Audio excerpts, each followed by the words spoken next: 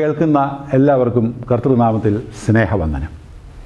Malankara orthodox സഭാ ഭരണഘടന 1934 സഭയുടെ പാർലമെൻ്റ് എന്ന് വിശേഷിപ്പിക്കപ്പെടുന്ന മലങ്കര സുറിയാനി ക്രിസ്ത്യാനി അസോസിയേഷൻ അത് പാസാക്കി.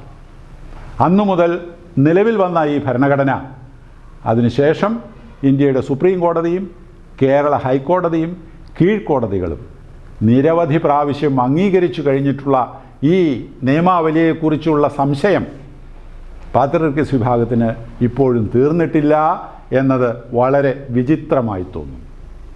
അവരും അവരോടൊപ്പം നിൽക്കുന്നവരും, എന്തിന് കേരളത്തിലെ ഒരു മുൻ ചീഫ് സെക്രട്ടറി പോലും പല തെറ്റിദ്ധാരണകളും ഇതിനെ സംബന്ധിച്ച് വച്ചു പുലർത്തുന്നതാണ് പ്രശ്നത്തിൻ്റെ കാരണം. ഒന്നാമത്, 1934 ഭരണഘടന എന്നത് ആ രേഖയുടെ പേരാണ് എന്ന് ഇവർക്കിതുവരെയും മനസ്സിലായിട്ടില്ല. 1958 അവസാനിച്ച സമുദായ കേസിൽ സുപ്രീം കോടതിയുടെ പരിഗണനയ്ക്കായി ഒന്നിലധികം ഭരണക്രമങ്ങളും ഉടമ്പടികളും എല്ലാം പല കക്ഷികളും സമർപ്പിച്ചിരുന്നു. അവയിൽ മലങ്കര സഭയുടെ 1934 ഭരണഘടനയാണ് സാധുവായിട്ടുള്ളത് എന്ന് സുപ്രീം കോടതി വിധി കൽപ്പിച്ചു. അന്ന് ഈ ഭരണഘടനയെ തിരിച്ചറിയുവാനായിട്ട് കോടതി ഉപയോഗിച്ച വാക്കാണ് 1934 കോൺസ്റ്റിറ്റ്യൂഷൻ, 1934 ഭരണഘടന എന്നുള്ളത്. അത് സാധുവാണ് എന്ന് പറയുമ്പോൾ 34 ഉണ്ടായതായ ആ രൂപം മാത്രമാണ് സാധുവായിട്ടുള്ളത് എന്ന് പറഞ്ഞിട്ടില്ല. ഇന്ത്യൻ ഭരണഘടന എന്ന് പറയും പോലെ 1934 ഭരണഘടന എന്നത് മലങ്കര സഭയുടെ ഭരണഘടനയെ മറ്റുള്ളവയിൽ നിന്ന് തിരിച്ചറിയുവാൻ ഉപയോഗിച്ച പേരാണ്. 1934 ശേഷം പല പ്രാവശ്യം ഈ ഘടനയിൽ ഭേദഗതികൾ വരുത്തിയിട്ടുണ്ട്. കാലോചിതമായി പരിതസ്ഥിതികൾക്കും സാമൂഹ്യ സാഹചര്യങ്ങൾക്കുമനുസരിച്ച് ഭേദഗതികൾ വരുത്താത്ത ഏതൊരു ഭരണഘടനയും കാലാന്തരത്തിൽ പ്രസക്തി നശിച്ച് ഉപയോഗശൂന്യമായി പോകും എന്നുള്ളത് ബുദ്ധി ലവലേശമെങ്കിലും തീണ്ടിയിട്ടുള്ളവർക്കെല്ലാം അറിവുള്ള കാര്യമാണ്. ഒരു ഭരണഘടന എങ്ങനെ ഭേദഗതി ചെയ്യാമെന്നത് ആ ഘടനയിൽ തന്നെ വിവരിച്ചിട്ടുണ്ടാകും.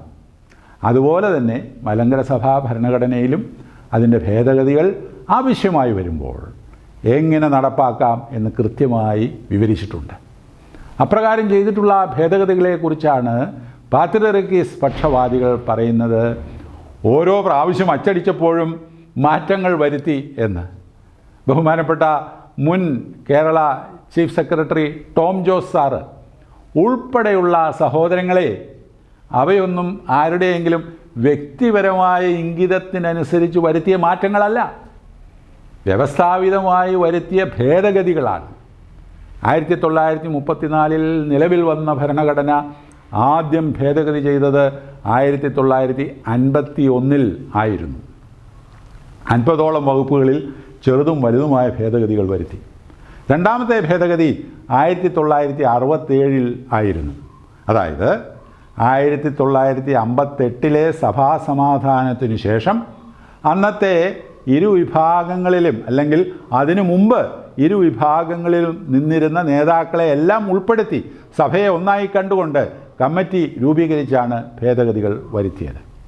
ആ കൂടെ ഇരുന്ന് ഭരണഘടന ഭേദഗതി ചെയ്യുവാൻ സഹകരിച്ചവർ ഇന്ന് ഞങ്ങളിത് കണ്ടിട്ടേയില്ല എന്ന് പറയുന്നത് എന്തൊരു വൈകൃതമാണ്.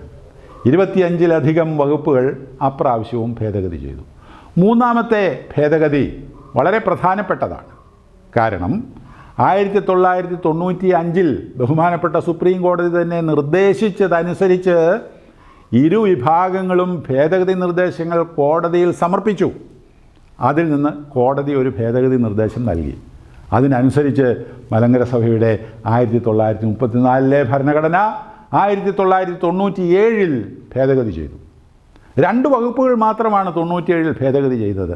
എന്നാൽ അതൊരു കോടതി ഇടപെടലിൽ കൂടെയാണ് നടന്നത് എന്നുള്ളതിൻ്റെ പ്രാധാന്യം വർദ്ധിപ്പിക്കുന്നു. വീണ്ടും 2006 2011 പല വകുപ്പുകളും ഭേദഗതി ചെയ്തു. ഇക്കാര്യത്തിൽ പ്രത്യേകം ശ്രദ്ധിക്കേണ്ട ഒരു കാര്യം, ഒന്നിലധികം പ്രാവശ്യം പ്രത്യക്ഷമായും പരോക്ഷമായും ഈ ഭരണഘടനയെ പാത്രിയർക്കീസ് വിഭാഗം അംഗീകരിച്ചു കഴിഞ്ഞതാണ്. 1958 കോടതി വിധിക്ക് ശേഷം അന്നത്തെ പരിശുദ്ധ കാതോലിക്ക ബാവാ തിരുമേനി പരിശുദ്ധ അന്ത്യോക്യ പാത്രിയർക്കീസിനെ അംഗീകരിച്ചത് ഈ ഭരണഘടനയുടെ അടിസ്ഥാനത്തിലാണ് എന്ന് അവർ വിസ്മരിച്ചുവോ എന്നെനിക്ക് സംശയം തോന്നുന്നു. 1995 അവസാനിച്ച കേസിൽ ഇതേ ഭരണഘടനയുടെ അസോസിയേഷൻ പ്രാതിനിധ്യത്തിൻ്റെ തത്വത്തിൽ അനീതി ഉണ്ടെന്നും അതിനാൽ അത് ഭേദഗതി ചെയ്യണമെന്നും കോടതിയിൽ വാദിച്ചത് പാത്രിയർക്കീസ് പക്ഷമായിരുന്നില്ലേ?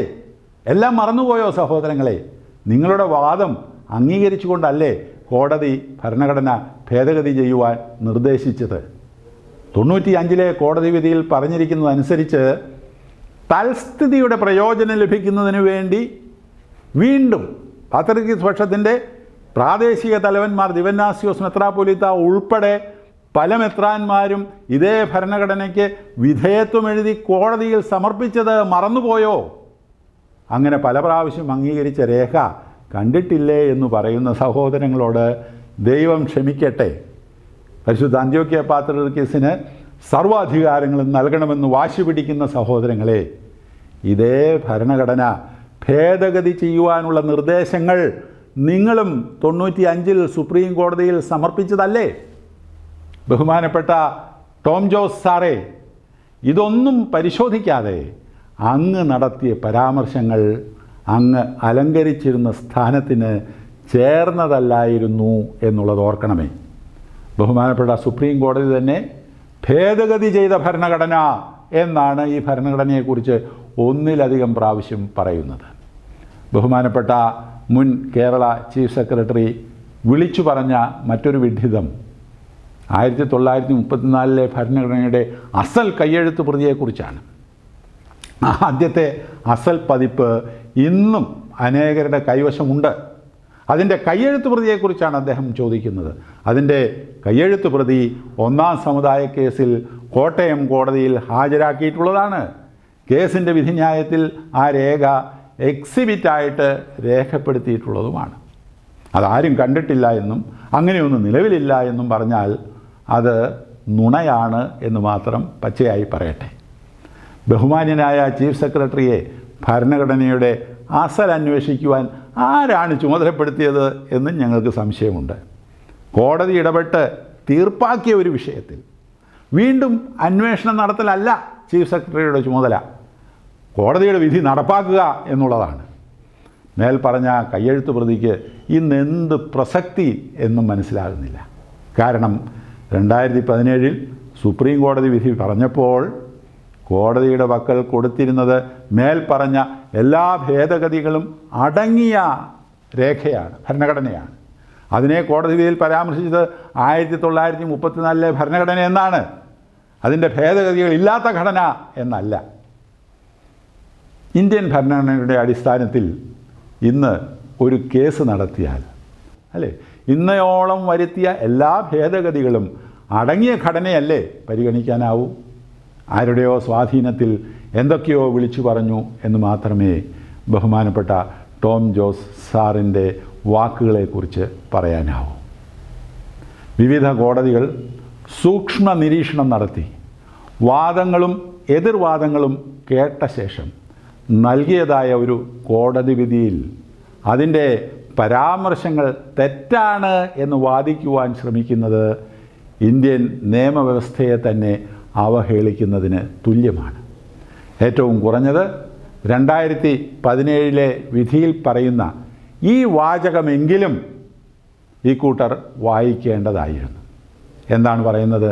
സുപ്രീം കോടതി വിധിയിൽ പറയുന്നു, 1934 ഭരണഘടന ക്രമപ്രകാരം സാധുവായി പാസാക്കിയതല്ല എന്ന് ഇനി തർക്കിക്കാൻ പാടുള്ളതല്ല. സാധുവായി പാസാക്കിയതല്ല എന്ന് ഇനി ആരും തർക്കിക്കുവാൻ പാടുള്ളതല്ല. വളരെ വ്യക്തമല്ലേ? അത് സാധുവായി പാസാക്കിയതാണ്, അത് സാധുവാണ്, അത് വാലിഡാണ്. അതിനെ ഇനി ആരും ക്വസ്റ്റ്യൻ ചെയ്യരുത്, ചോദ്യം ചെയ്യരുത് എന്നാണ് പറഞ്ഞിരിക്കുന്നത്. സത്യം തെളിയും, യാതൊരു സംശയവുമില്ല. ഇതിനകം പല പ്രാവശ്യം തെളിഞ്ഞു കഴിഞ്ഞു. പല പ്രാവശ്യം പാത്രിയർക്കീസ് വിഭാഗം ഈ ഭരണഘടന അംഗീകരിച്ചു കഴിഞ്ഞു. എന്നിട്ടും നുണ പറയുവാൻ ശ്രമിക്കുന്നു എന്നുള്ളത് അതിനെ സംബന്ധിക്കുന്നതായ സത്യം തീർച്ചയായിട്ടും ആ സത്യമേ വിജയിക്കുകയുള്ളൂ എന്നുള്ളതിന് യാതൊരു സംശയവുമില്ല. എല്ലാവർക്കും നന്ദി.